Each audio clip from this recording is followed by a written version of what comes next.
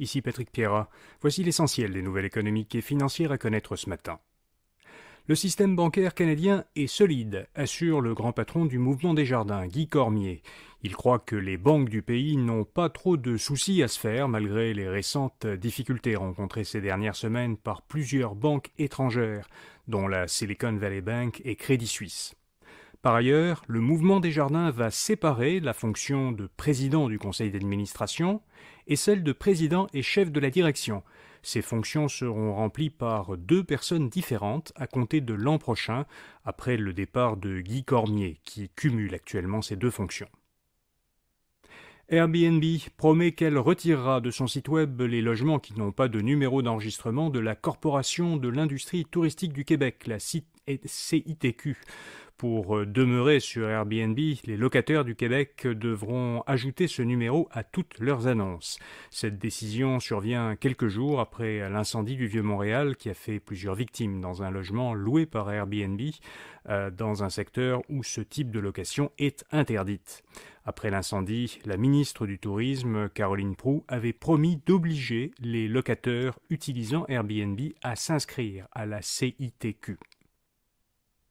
Le directeur principal à la filière batterie chez Investissement Québec a annoncé sur LinkedIn qu'il quittait ce poste, qu'il occupait depuis 2 ans. Ces nouvelles fonctions seront annoncées dans les prochains jours, ajoute-t-il. Selon Radio-Canada, il sera embauché par General Motors, qui construira à Bécancour, dans la région métropolitaine de Trois-Rivières, une usine de pièces servant à la fabrication de piles pour véhicules électriques. L'usine doit ouvrir en 2025.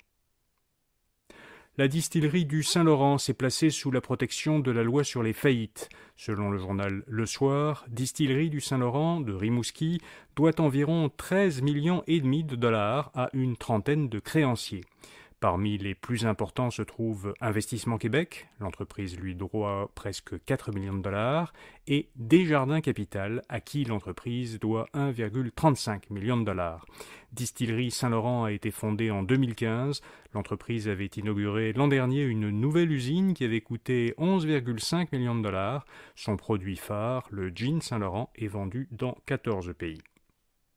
Et puis, comme chaque lundi, InfoBref vous fait découvrir une jeune entreprise québécoise innovante. Aujourd'hui, EthnoCare, une jeune pousse de Montréal qui améliore le confort des amputés qui doivent porter une prothèse. Le membre amputé est relié à la prothèse par une chaussette prothétique habituellement. Or, souvent, cette chaussette n'évacue pas bien la chaleur et elle s'ajuste mal au changement de volume du membre en cours de journée. Alors, EthnoCare a conçu une nouvelle sorte de manche attachée à la prothèse et dans lequel on glisse le membre.